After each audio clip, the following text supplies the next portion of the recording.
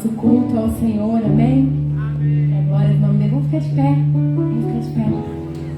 Acho que a gente vai... Eu vou falar como os pastores sempre falam. Cumprimentem um irmão que está próximo a você, ou um irmão que você ainda... Melhor, um irmão que você ainda não cumprimentou hoje. Amém? Glória a Deus. Aleluia. Porque a palavra que o Senhor me deu hoje para abrir esse culto é uma palavra que fala sobre a nossa união. Salmo 133 fala assim: como é bom e agradável quando os irmãos vivem em união, pois a união, ela é o quê? Preciosa, como o óleo da unção que era derramado sobre a cabeça de Arão e descia por sua barba até a bainha de suas vestes.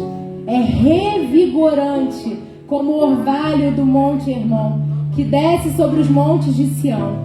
Ali o Senhor pronuncia sua bênção e dá vida para sempre. Aleluia. Não é à toa que o Senhor ele fala que somos como um corpo, que ele nos declara como um corpo, porque um corpo ele só funciona bem se todos os órgãos, todos os membros estiverem funcionando perfeitamente, né? Quando algum está sem saúde, quando acontece alguma coisa, o organismo inteiro para de funcionar bem, né? Perfeitamente. Então, a união ela é preciosa, ela é revigorante e nela o Senhor declara a bênção. Amém? Vamos orar, feche os seus olhos. Senhor, nós queremos te render graças por essa noite. Apresentamos esse culto ao Senhor e Espírito Santo, te damos total liberdade para agir em nosso meio, para falar conosco. Senhor, como tem sido precioso esse tempo contigo, Pai, em que o Senhor tem nos instruído de uma forma tão especial. Obrigada, Senhor, e nós clamamos por mais de Ti nessa noite, Senhor. Estamos aqui com os nossos corações, Pai, dispostos, Pai, a ser tocado e tocar no Senhor. Então toma o controle, Espírito Santo. Fala conosco, como a vida do pastor Wellington, Senhor, que vai trazer a palavra nessa noite. Sabemos que o Senhor já ministrou, Pai, a palavra no coração do Teu Filho, que o Senhor já falou com ele antes de falar conosco. Usa o Teu servo de forma poderosa nessa noite, assim como os Teus filhos aqui no Ministério de Louvor, Senhor. Toma o controle absoluto, Pai, desse culto e recebe a nossa adoração nessa noite, em nome de Jesus.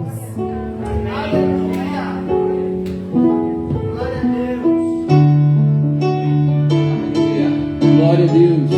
Quem está feliz com Jesus? Levante sua mão.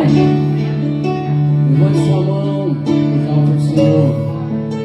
Exalte aquele que vive, que reina, que te toma pela mão direita todos os dias quando você levanta e abre o caminho para você passar, que gera vida em nós a todo tempo. Glorifique o Senhor. Exalte o Senhor. Oh Senhor, vamos louvar a Deus. Glorioso e poderoso. Perto quero estar, junto aos teus pés, pois prazer maior não há. Que me render e te adorar, tudo que há em mim, quero te ofertar,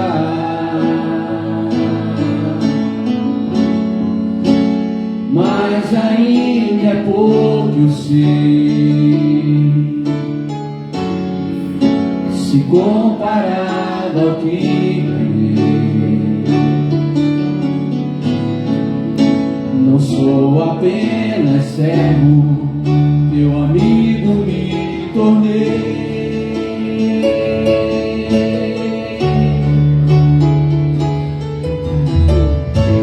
Te louvarei, não importa as circunstâncias, adorarei.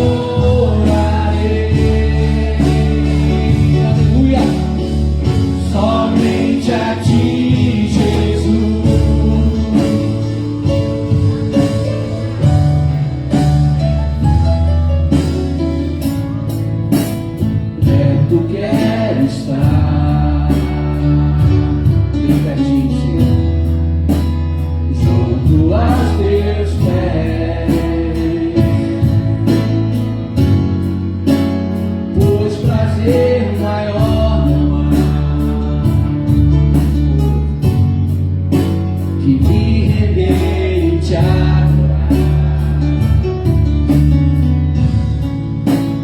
Tudo que há em mim, oferte ao Senhor. Quero te ofertar, mas ainda é pouco, eu sei. Se comparado ao que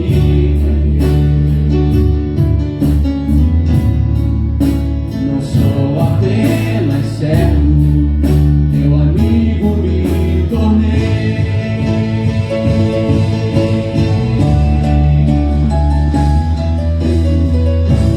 Te louvarei, Senhor, não importam as circunstâncias,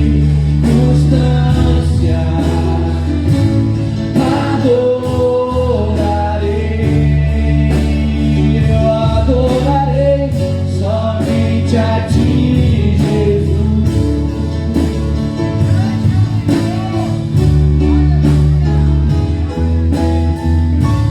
Te louvarei,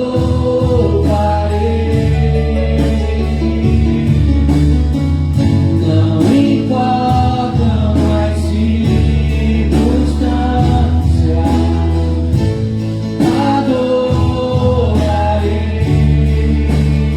eu adorarei somente a ti, Jesus.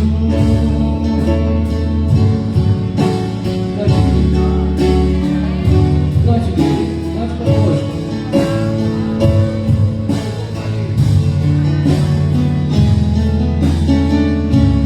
Te louvarei, não importam as circunstâncias, adorarei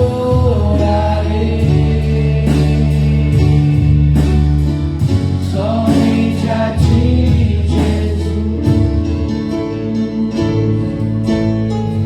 Somente a ti, Jesus. Glorifica o Senhor, exalte, Ele é digno, ouve o louvor de adoração. Irmãos, alguns já me conhecem e sabem que eu volto e meia eu repito isso. Quando nós estamos aqui adorando o Senhor, é muito bom ouvir os irmãos cantando. É muito bom. Agrada, eu tenho certeza que agrada ao Senhor. Nós recebemos quando os irmãos cantam conosco. Como Jana abriu aqui, como é precioso a união, a unidade. E eu creio que o Senhor se agrada quando os irmãos se juntam, né? E celebram no nome dele e cantam todos numa só voz os louvores, entoam os louvores, não só aqui como em qualquer outro lugar, que nós somos chamados para isso, para adorar o Senhor, para engrandecer o nome dele, para bendizer o nome dele e proclamar o seu amor. Aleluia. Você pode dar glória a Deus. Você pode dizer: Senhor, eu te amo. Senhor, eu quero estar perto de ti. Senhor, eu preciso do Senhor. A tua presença me alegra, Senhor. Teu Espírito me ensina. Oh, aleluia. Glória a Deus.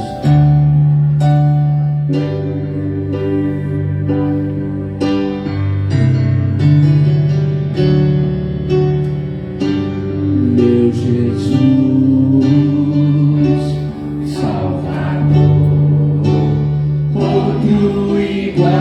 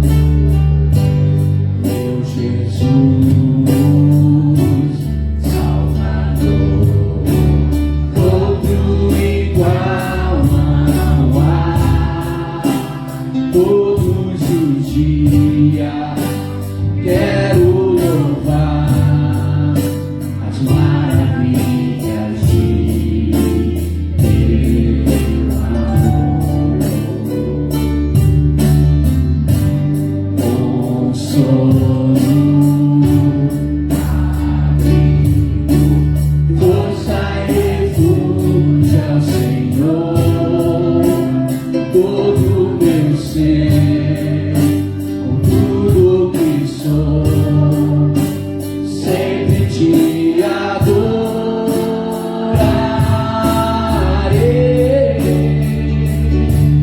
Aclame ao Senhor toda a terra e cantemos, poder, majestade, louvores ao Rei. Montanhas se prostrem e rumos aos mares, ao som de teu nome. Alegre te louvo por teus grandes feitos, firmado estarei, sempre te amarei. Incomparáveis são tuas promessas, incomparáveis são tuas promessas, incomparáveis são tuas promessas pra mim. Aleluia. Aplauda ao Senhor. Glorifica, exalta o teu nome. Aleluia. Glória a Deus. Eu preciso teu nome, Senhor. Aleluia.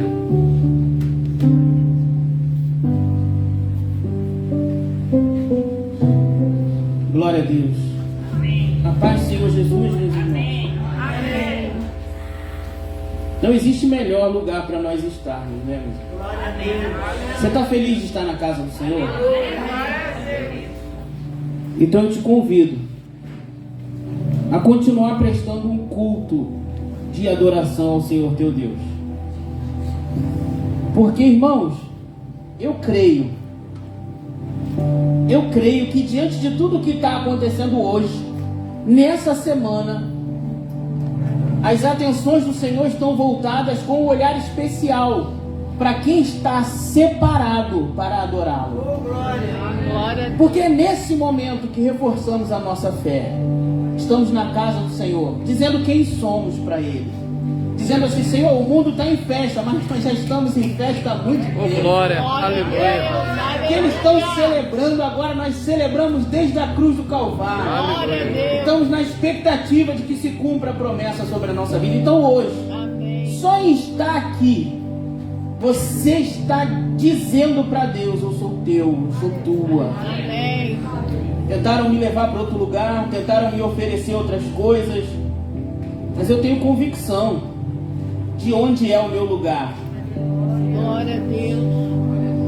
E eu louvo a Deus pela sua vida, só por isso. Só por você saber quem você é.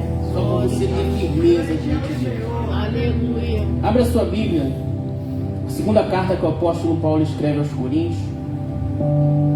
Deixa ela aberta aí no capítulo 1, nós vamos orar.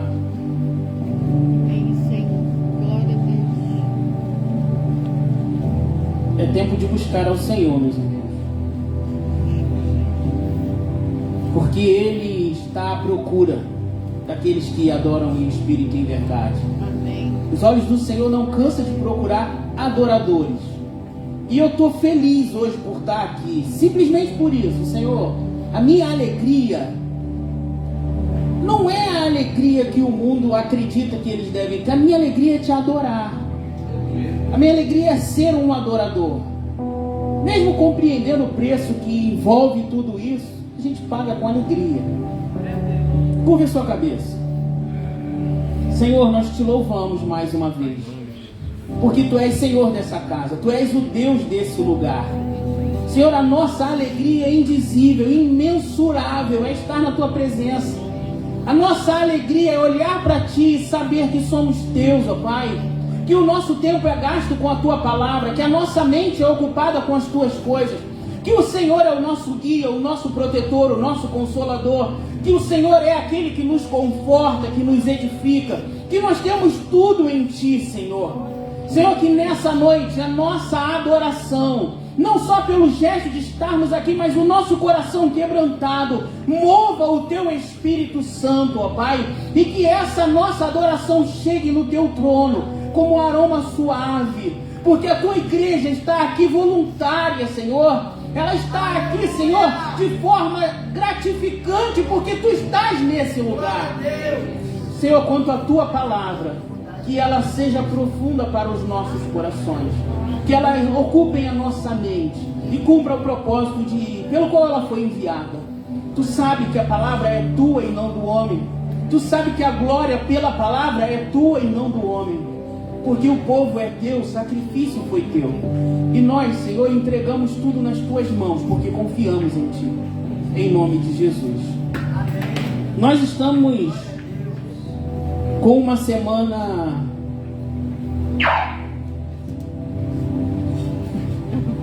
algo estranho. Nós estamos falando sobre a esperança que você precisa. Nós já falamos sobre a esperança que você precisa para resistir, a esperança que você precisa para firmar relações saudáveis. E agora nós vamos falar sobre a esperança que você precisa para investir em meio à crise. Irmãos, vamos orar, vamos? Amém, aleluia. A esperança que você precisa para investir em meio à crise. E nós sabemos que os momentos de crise, eles são unanimidade. Quer ver? Alguém aqui em algum momento da vida jamais passou por um momento de crise? Levanta a mão, eu gostaria de conhecer. Que nunca, em momento nenhum, passou por nenhum tipo de crise. Todo mundo passou. A crise é unânime. Existiu? Vão existir crises. E sabe o que é interessante? Que os momentos de crise, principalmente os momentos de crise profunda, eles marcam a nossa vida. Quer ver uma coisa? Eu tenho plena convicção que você já ouviu sobre alguém que teve um relacionamento desgastante, triste, frustrado por não ter tido sucesso. E depois de ter se separado, hesitou em se relacionar novamente. Você conhece alguém assim? Alguém que em algum momento já foi traído ou decepcionado. Que você confiava em alguém. E aquela pessoa te traiu, te decepcionou e você ficou com receio de confiar em alguém novamente. Só eu? Estamos juntos até aqui. As crises marcam. Tem gente que sofre um acidente de bicicleta e depois para subir numa bicicleta é uma luta. Que sofre um acidente de carro e não consegue mais dirigir. Porque entra num momento de confusão, de crise, um momento de dificuldade. E esses momentos, meus irmãos, eles marcam a nossa vida. E sabe, é justamente sobre isso que eu falo sempre que eu uso a expressão Evangelho da vida real.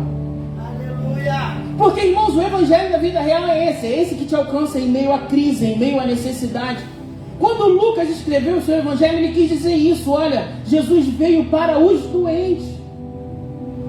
Jesus veio para aqueles que estavam em crise, aqueles que precisavam de uma transformação, de um socorro. E esses momentos, aleluia, como eu disse, esses momentos marcam qualquer pessoa. E algumas pessoas paralisam paralisam depois desse momento, e sequer têm condições de retomar a sua vida parecida com o que era. Mas tem uma palavra para você de Deus nesse texto, Provérbios. Ele diz assim: certamente haverá um futuro para você. Glória a Deus. Certamente, após a crise, após o momento de crise, vai haver continuidade na tua vida, nos teus sonhos, nos teus projetos, porque esse momento de crise, ele não é maior do que o nosso Deus. Porque os momentos de crise, aleluia, eles não podem frear o agir de Deus na nossa vida. Tem um texto de Apocalipse que diz assim: olha, aquele que está sentado sobre o trono, ele diz: eis que faço novas todas as coisas. Ele tem a capacidade de transformar realidades em crise. Esse é o evangelho que me fascina.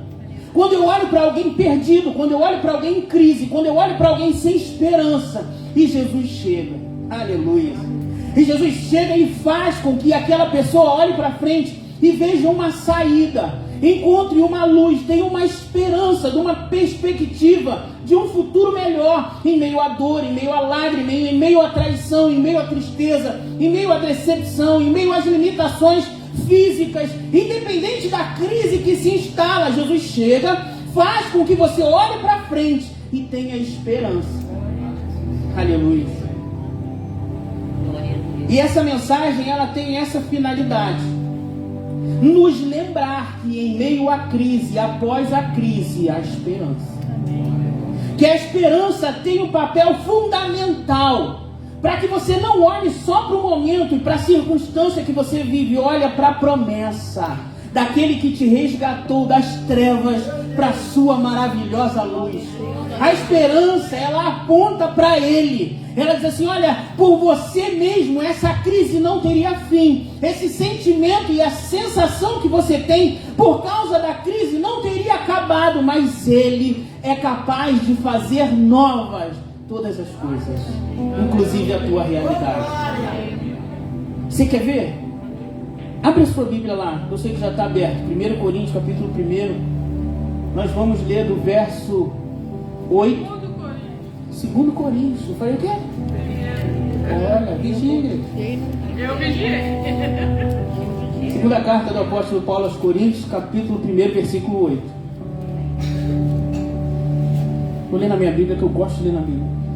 Porque não queremos, irmãos, que ignoreis a natureza da tribulação que nos sobreveio na Ásia, porque foi acima das nossas forças, a ponto de desesperarmos até da própria vida. Contudo, já em nós mesmos tínhamos a sentença de morte, para que não confiássemos em nós, e sim no Deus que ressuscita os mortos, o qual nos livrou e livrará de tão grande morte em que temos esperado e que ainda continuará a nos livrar. É interessante, irmãos, que se você olhar para o que Paulo escreveu aos Coríntios, ele estava dizendo assim: meus amigos, eu não quero que vocês ignorem o que aconteceu, porque aquele momento lá foi ruim, e aquele momento em que vinha a nossa memória, porque quando nós estávamos lá, nós achávamos que ia morrer, nós perdemos a esperança da própria vida, mas para que nós não confiássemos em nós, ele diz: olha, aquela esperança que nós não tínhamos, aquela esperança que acabou, ela só foi renovada, porque nós tínhamos a convicção no Deus que ressuscita os mortos. A esperança em meio à crise, no meio do furacão, quando as coisas estão difíceis, ela só não desgasta você quando você coloca os teus olhos naquele que transforma as realidades, naquele que ressuscita os mortos. Se a tua realidade e a tua crise é algo que morreu, eu digo para você a mesma coisa que Paulo disse: olha, a tua realidade, a crise que se encontra contigo, ela não é mais forte do que o Deus que ressuscita mortos.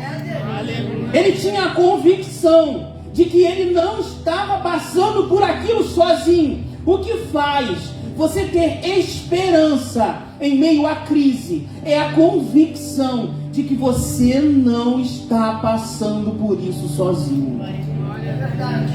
Que nos momentos que as lágrimas descem dos seus olhos, nos momentos de solidão, de aflição e de angústia, Ele está contigo, do teu lado, ouvindo todas as palavras, colhendo todas as suas lágrimas e dizendo para você: filha minha, confia em mim, olha para mim, porque não é pela tua força, calma, eu estou contigo, e aonde eu estou, eu consigo repreender o vento e o mar, eu consigo parar a morte, eu consigo mudar realidades imutáveis, eu consigo fazer o impossível. Ele está dizendo para Paulo naquele momento, e isso que ele está dizendo: olha, eu não tinha esperança de vida, eu só tinha esperança porque eu não estava sozinho. Porque o Deus que ressuscita mortos, Ele está ao meu favor, e Ele está a teu favor. Mas é necessário que alguns processos se estabeleçam na nossa vida, porque eles são unânimes.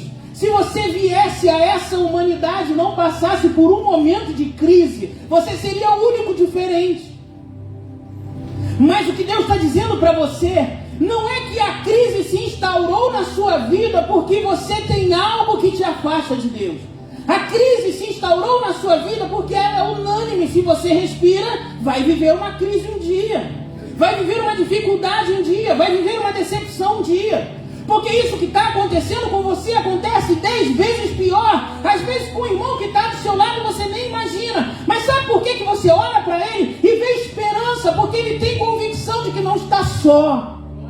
E Deus está falando através dessa palavra que você não está só, que você nunca esteve só, aleluia, e que você nunca estará só, porque essa é uma promessa que ele diz, olha, eis que estou convosco todos os dias. Olha, ele não diz eis que estou convosco só no dia bom.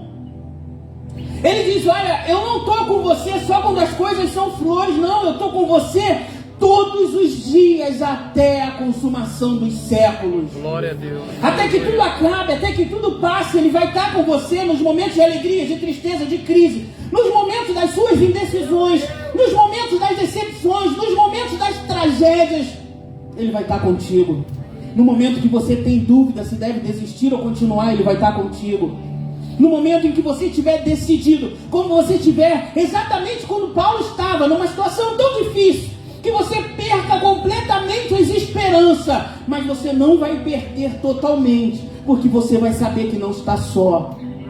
Nos momentos de maior dificuldade, ele vai estar contigo. Porque a crise, ela se levanta na sua vida para trazer a você a existência dessa companhia. Deus está contigo. Eu lembro, irmãos, de um texto, aleluia, de um momento da Bíblia, em que um homem muito rico, muito bem sucedido, que tinha todas as coisas, sofreu de repente o maior momento de crise de um homem em toda a humanidade, se nós formos isolar a passagem humana do nosso Senhor e Salvador Jesus Cristo. Imagina, Sérgio, você é rico, o homem mais rico do Oriente, em casa, com os filhos em comunhão. De repente entra pela sua porta e diz assim, olha, Sérgio, veio um vento, levou todas as suas posses. Tudo que você tinha agora é reduzido a nada.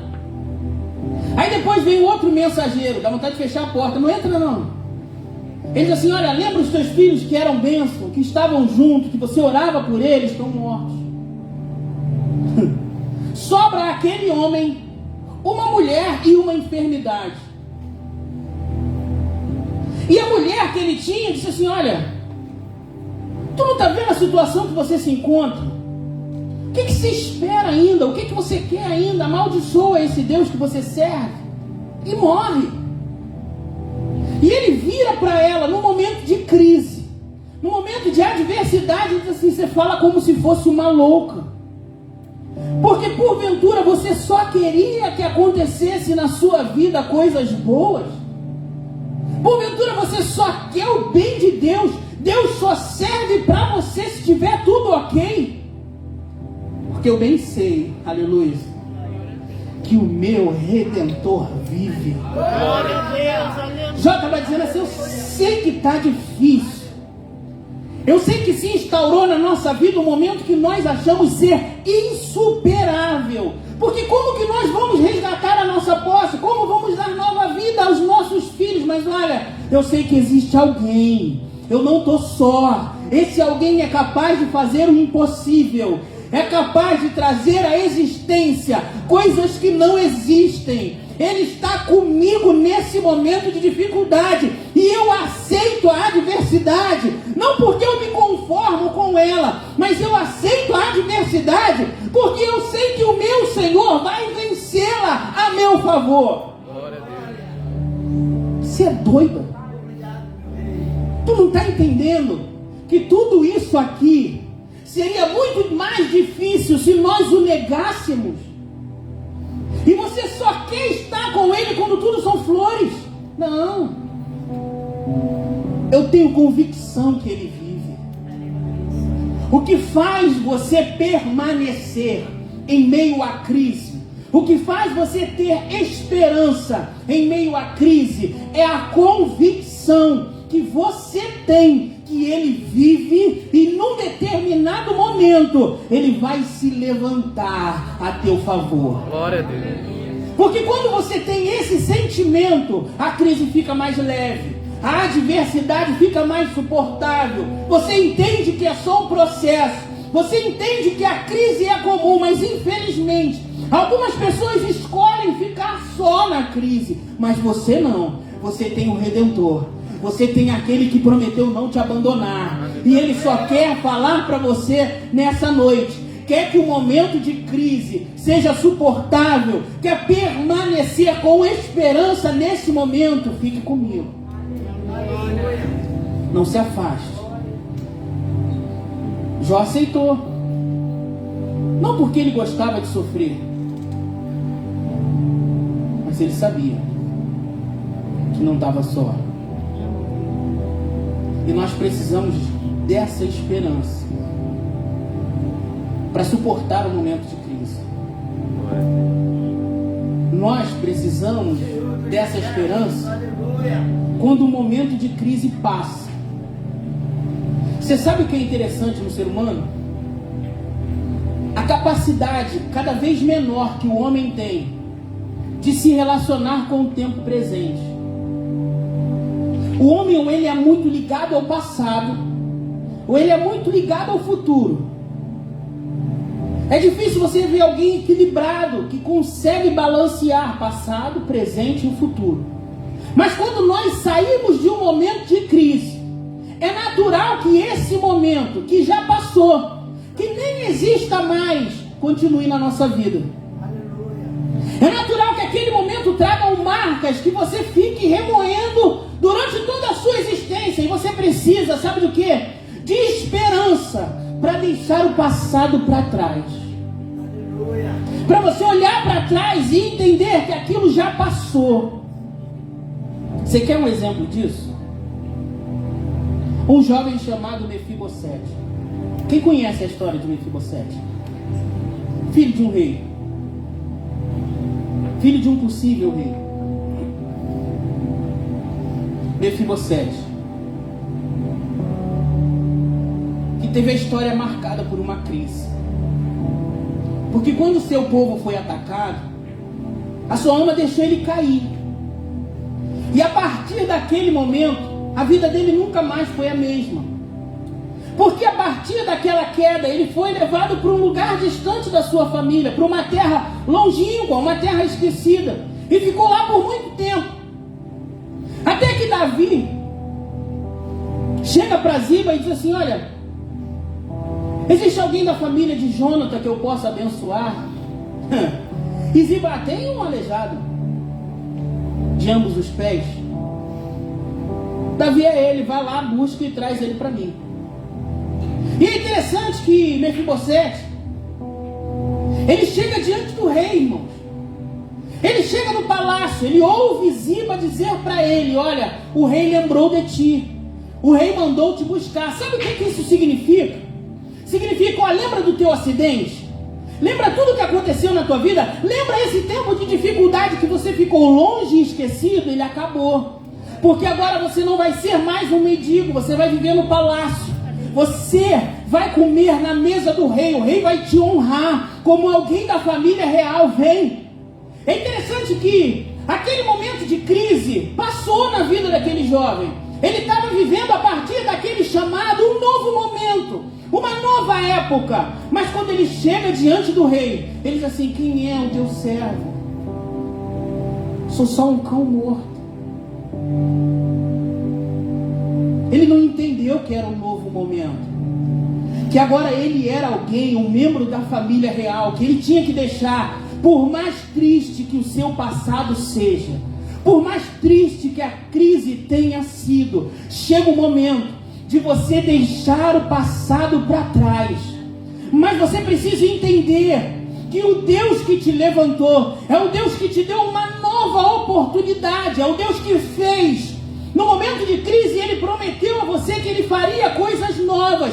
Mas hoje, quando a crise passou, Ele já fez. O apóstolo Paulo diz assim lá aos Filipenses: se alguém julga ter alcançado a perfeição, eu não, mas prossigo para conquistar aquilo que foi conquistado por Cristo, e esquecendo das coisas que para trás ficaram, eu prossigo para o alvo. É momento de olhar para frente, é momento de focar em Jesus. A crise foi dura, o momento foi difícil, mas eu tenho uma novidade para você: passou, isso já saiu da tua vida. Só você que fica trazendo a crise para a tua realidade de novo. Mas nessa noite, Deus quer que você olhe para frente. Deus quer que você deixe tudo que passou para trás e aproveite essa nova oportunidade que Ele está dando a você de viver tudo novo. Mas às vezes a gente quer reviver o passado de crise. Parece que isso nos traz mais força e dignidade. Quando a gente traz a crise para a nossa vida, em todo instante, é tempo de marchar, é tempo de andar para frente. É tempo de lembrar que Deus te deu uma nova oportunidade, que Ele fez tudo novo, que Ele restaurou, que Ele cumpriu as promessas. Você precisa ter esperança para apenas olhar para isso. Se for para você entender que isso fez você crescer. Aleluia. Porque as nossas experiências, as crises que vivemos, elas têm um propósito. As crises que nós vivemos, elas precisam contribuir para a afirmação da tua identidade. Elas precisam corroborar para que aproxime você daquilo que Deus quer que você seja.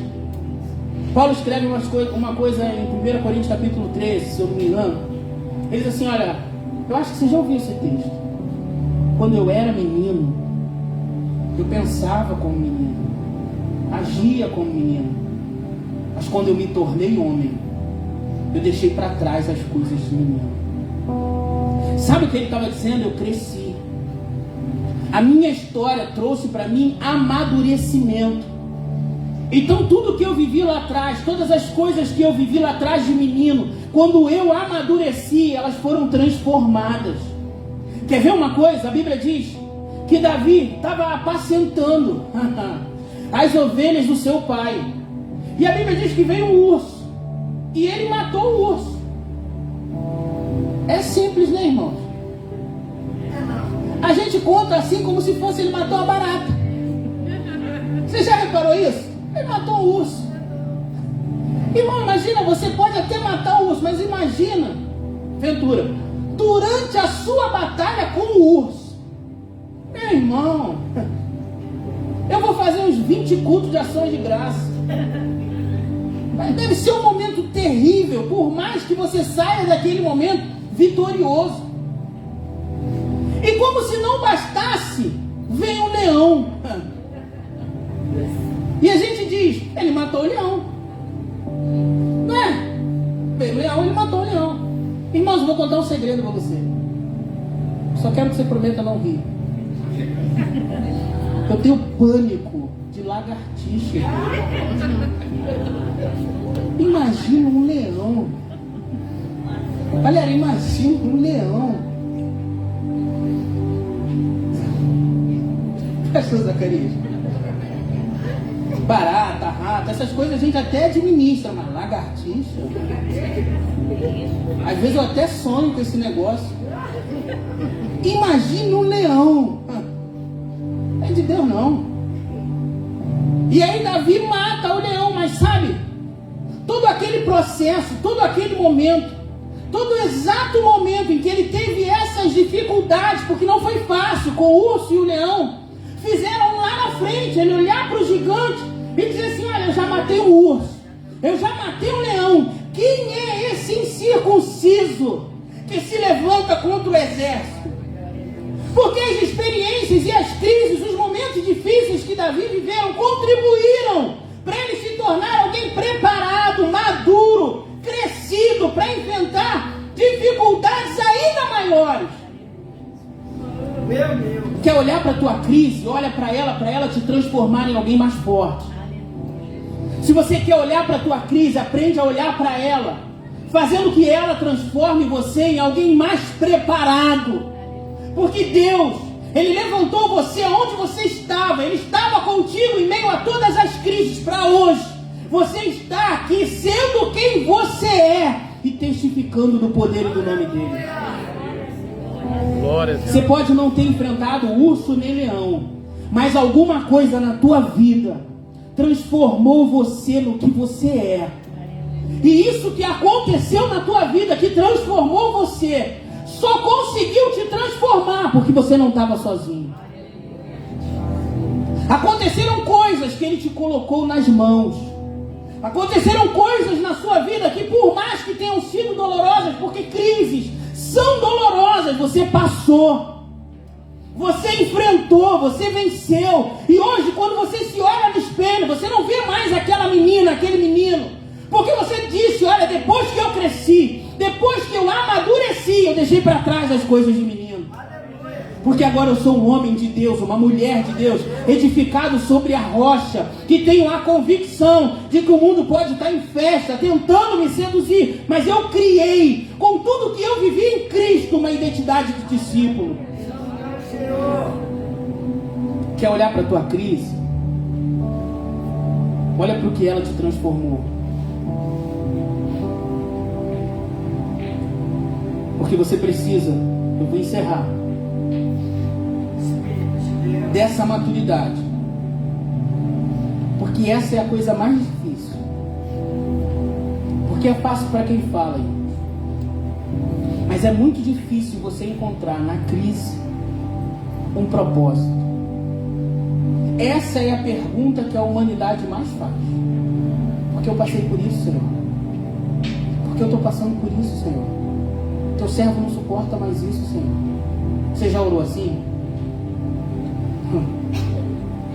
Porque eu, Senhor? Porque a minha casa, Deus? Porque a minha família, Senhor? E aí chega alguém e diz assim: você tem que encontrar um propósito. Não é simples, irmãos. Mas você precisa ter essa fé e essa esperança para encontrar um propósito nisso. Eu costumo dizer que algumas coisas que acontecem, Deus não quer que aconteçam, mas nós permitimos que elas aconteçam. Mesmo essas coisas, Deus transforma em um propósito.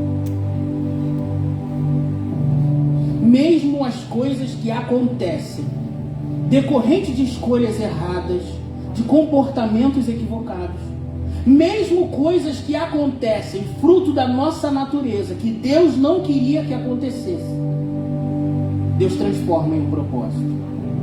Deus é tremendo. Vai lá para o capítulo 11 dessa mesma epístola que Paulo escreve aos Coríntios.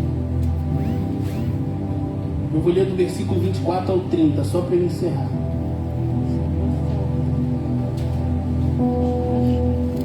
Eu confesso que eu queria falar disso aqui, porque quando a gente fala sobre esperança e crise, eu lembro do apóstolo Paulo. Um homem crescido num lugar, com amigos naquele lugar, com uma filosofia de vida impetrada no seu sangue e na sua mente. A Bíblia diz que ele perseguia os cristãos com violência, prendia os cristãos, mas num dia ele encontrou com Jesus. Irmãos, isso é lindo e tremendo, mas a vida dele a partir daí foram muitos e muitos e muitos momentos de dificuldade, não de oscilação de fé, mas de dificuldade. Ele tinha convicção de quem ele tinha encontrado. Irmãos, quem se encontra verdadeiramente com Jesus é transformado. E ele encontrou com Jesus, mas não foi fácil. Ele escreve assim, capítulo 11, versículo 24: 5 vezes recebi dos judeus uma quarentena de açoites, menos um. Fui 3 vezes fustigado com varas, uma vez apedrejado. Em naufrágio 3 vezes, uma noite e um dia passei na voragem do mar.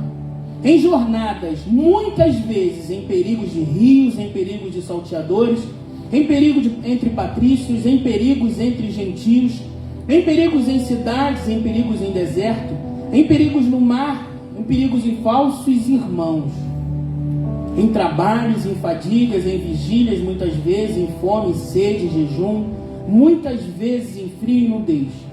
Além das coisas exteriores, há o que pesa sobre mim diariamente, a preocupação com todas as igrejas, que enfraquece. Quem enfraquece, que também eu não enfraqueça? Quem se escandaliza, que eu não me inflame? Se tenho de gloriar-me, gloriar-me-ei no que diz respeito às minhas fraquezas. Sabe o que ele está dizendo aqui? As minhas experiências. Depois ele diz assim, porque eu trago no corpo as marcas de Jesus Cristo. Sabe o que ele está dizendo assim? Todas essas experiências, elas não corroboraram para a minha desistência. Tudo que eu passei até hoje não contribuiu para construir um fraco, contribuiu para construir um crente. Aleluia. Ele está dizendo assim, olha, todos os açoites, os apedrejamentos, tudo que eu passei, fome, nudez, frio, tudo isso foi para que eu criasse uma identidade.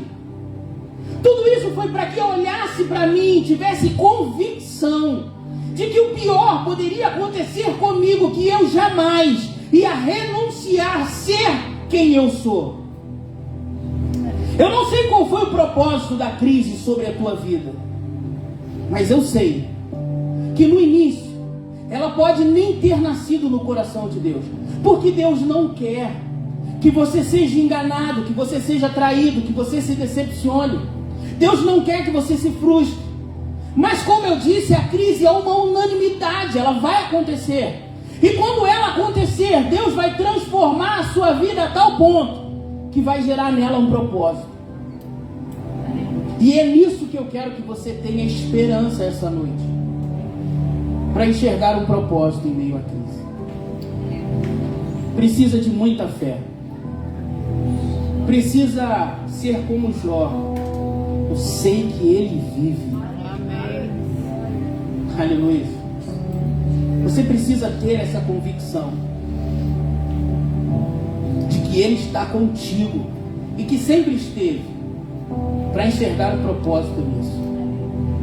Muita gente não consegue. Muita gente culpa a Deus pela crise. Muita gente olha para Deus e diz assim, olha, se o Senhor é Deus, eu não tinha que ter passado por isso.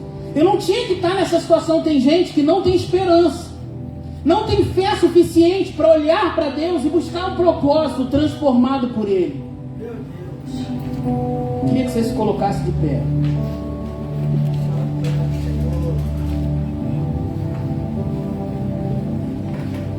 Foi essa palavra que Deus me deu. Esperança em meio à crise. Espero que Deus tenha contribuído com a tua fé, que tenha trago clareza à tua mente. Porque eu me pergunto por que algumas coisas sempre, diariamente. Mas eu busco fé para encontrar um propósito em algumas coisas que Deus não queria. Mas Deus pega todas as nossas péssimas escolhas, transforma a nossa vida e nos faz enxergar um propósito. Ele é tremendo. Curve sua cabeça. Senhor, nós te louvamos por essa palavra.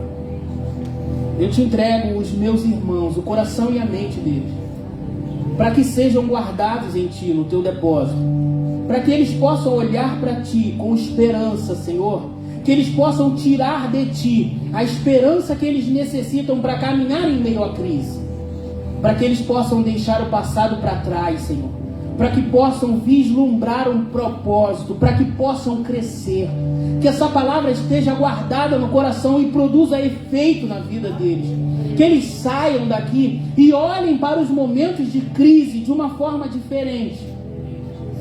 Esse é o desejo do meu coração, que a cada circunstância e a cada momento de crise que a vida deles venha a ser submetida, eles se lembrem dessa palavra, que eles encontrem em Ti força para continuar. Eu os entrego no Teu altar e aos Teus cuidados, porque eu sei que Tu tem cuidado de todos nós. E Te agradeço em nome de Jesus. Você pode dar uma forte salva de palmas para Jesus? Pode sentar, meus irmãos. Glória a Deus.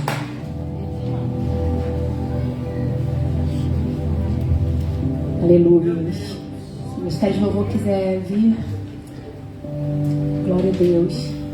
Quando você estava falando, pastor, falou sobre a história de Mefibosete, o Senhor me levava lá no início da minha caminhada, porque o Senhor ele usou a palavra de Mefibosete para falar comigo, né?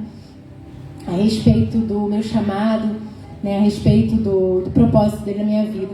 E aí o Senhor ministrava no meu coração que quando eu estava lá no mundo, eu vivia crises e eu vivia sozinha. Hoje eu vivo processo, né? E a minha esperança está no Senhor, porque quando a gente não suporta mais, e Deus conhece, a gente vai para onde? Para os pés do Senhor, né? E Ele nos fortalece de uma forma extraordinária, para a glória do nome dEle. E a gente tem a certeza e a convicção de que o propósito ele é infinitamente maior do que esse processo que a gente vive. Amém? Glória a Deus. Vamos adorar o Senhor com as nossas ofertas.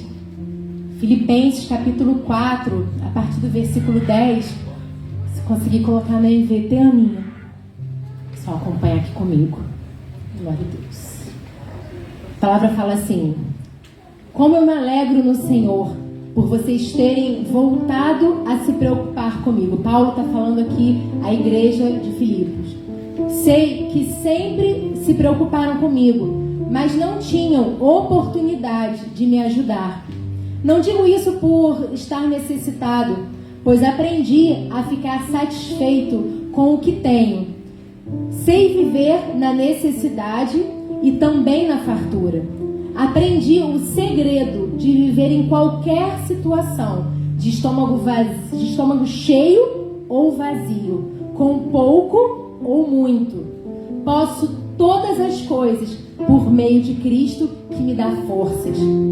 Mesmo assim, vocês fizeram bem em me ajudar na dificuldade pela qual estou passando. Como sabem, Filipenses, vocês foram os únicos que me ajudaram financeiramente quando lhes anunciei as boas novas pela primeira vez e depois segui viagem saindo da Macedônia. Nenhuma outra igreja o fez. Até quando eu estava em Tessalônica, vocês enviaram ajuda em mais de uma ocasião. Não digo isso porque quero receber uma oferta de vocês. Pelo contrário, desejo que sejam recompensados pela sua bondade. No momento, tenho tudo o que preciso e mais. Minhas necessidades foram plenamente supridas pelas contribuições que vocês enviaram por Epafrodito. Elas são um sacrifício. Olha como ele descreve as ofertas daquela igreja, né? Porque a igreja estava ofertando na vida dele, a igreja estava ofertando na obra missionária, a igreja estava ofertando na obra de Deus, né? Ofertando ao Senhor. Olha como soam as nossas ofertas ao Senhor. Elas são como um sacrifício de aroma suave às narinas de Deus, amém? Uma oferta aceitável, uma oferta que Deus aceita e agradável a Deus. E esse mesmo Deus que cuida de mim, Paulo fala, lhe suprirá todas as necessidades por meio das riquezas gloriosas que nos foram dadas por Cristo Jesus. Agora, toda a glória seja a Deus, nosso Pai, para todo sempre. Amém? E é com esse entendimento, né, que a nossa oferta, ela chega diante de Deus com aromas, como um aroma suave, né, aceitável e agradável ao Senhor. Vamos ofertar nessa noite com o nosso coração e para a glória de Deus Pai. Amém? Fica de pé. Vamos orar. Apresente a sua oferta ao Senhor nessa hora. Senhor, nós queremos te render graças, Jesus, porque se temos para ofertar é porque sabemos que o Senhor nos deu. E melhor prazer, a melhor coisa é dar, Senhor, do que receber, Pai. E nós somos gratos a Ti, Senhor. E nós queremos nesse momento ofertar a Ti e pedir que o Senhor receba, Pai, essa oferta que não vem da nossa carteira, mas do nosso coração. Receba, Senhor, como um aroma suave às Tuas narinas. Aceite, Senhor, e que seja agradável a Ti. Eu, como igreja do Senhor, eu abençoo a vida financeira dos meus irmãos. E eu declaro, Senhor, prosperidade sobre a vida deles. Com o entendimento de que prosperidade não é riqueza, mas é o Teu favor, Pai. Então, em nome de Jesus, recebe, Pai, as nossas ofertas. Podem trazer, irmãos.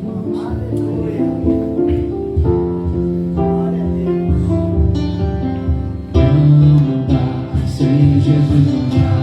Não dá, sem Jesus não dá pra viver. Não dá, sem Jesus não dá pra viver. Não dá, sem Jesus não dá. Não dá, sem Jesus não dá. Não dá, sem Jesus não dá pra viver. Não dá, sem Jesus não dá pra viver. Não dá, sem Jesus não dá.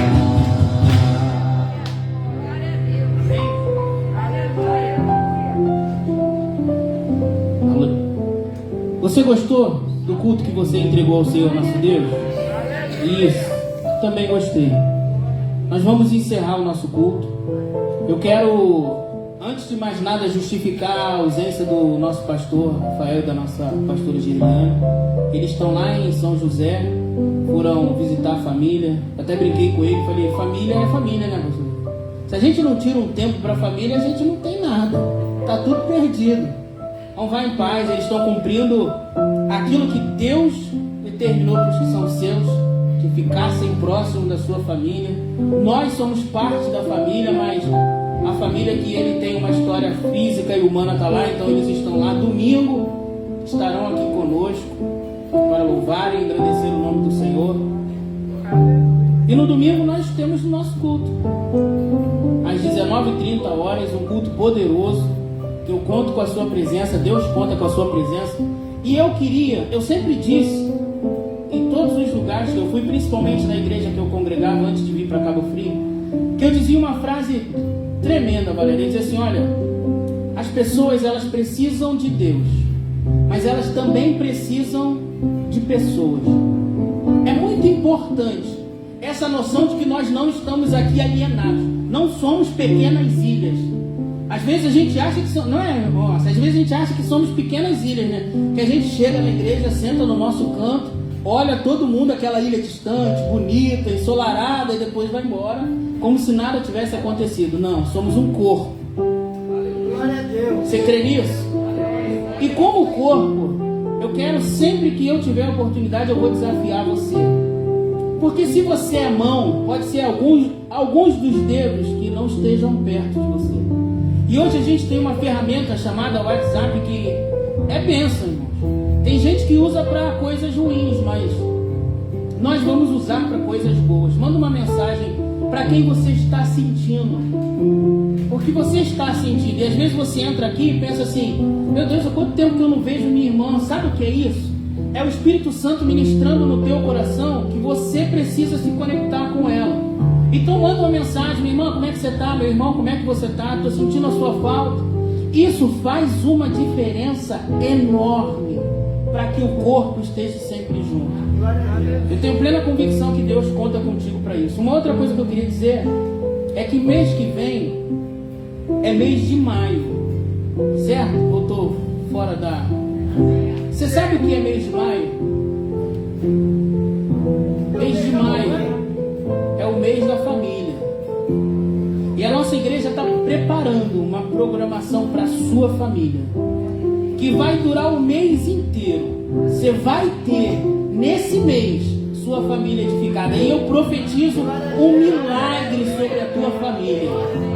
Pode começar a orar, pode começar a jejuar, pode começar a buscar, que esse mês algo diferente da parte de Deus vai acontecer na sua família. Você só precisa estar aliançado com Deus nesse propósito. Amém? Fique de pé, vamos orar para encerrar. Eu gosto tanto de culto, irmãos, que sempre que eu encerro o culto eu sinto uma dor no coração, que por mim eu fazia uma vigília. Tão legal isso, né? Vamos orar, irmãos. Soberano Deus, obrigado pela oportunidade de estarmos na tua casa. Senhor, obrigado porque somos privilegiados, porque estamos contigo, porque o Senhor é a nossa companhia, nós temos a tua presença. Senhor, agora quando nós iremos para nossas casas, que o teu Espírito nos conduza em paz, que quando nós entrarmos para os nossos lares, nós venhamos sentir a tua presença. Senhor, é no nome de Jesus que eu repreendo toda a adversidade no lar dos teus filhos, que quando eles chegarem em casa essa noite, eles vão sentir a tua presença, e eles vão saber que essa experiência, Senhor, veio do teu trono com a vida deles. Nos dá o restante da semana debaixo do teu cuidado. Senhor, nos lembra dessa palavra, desse culto, para o louvor do teu nome. Curva a sua mão. Que o amor de Deus, nosso Pai, a graça do nosso Senhor e Salvador Jesus Cristo e as doces consolações do Espírito Santo de Deus seja com toda a igreja de Deus, por toda a face da terra, e que todos digam: Amém. Estamos encerrados, meus irmãos. Glória a Deus.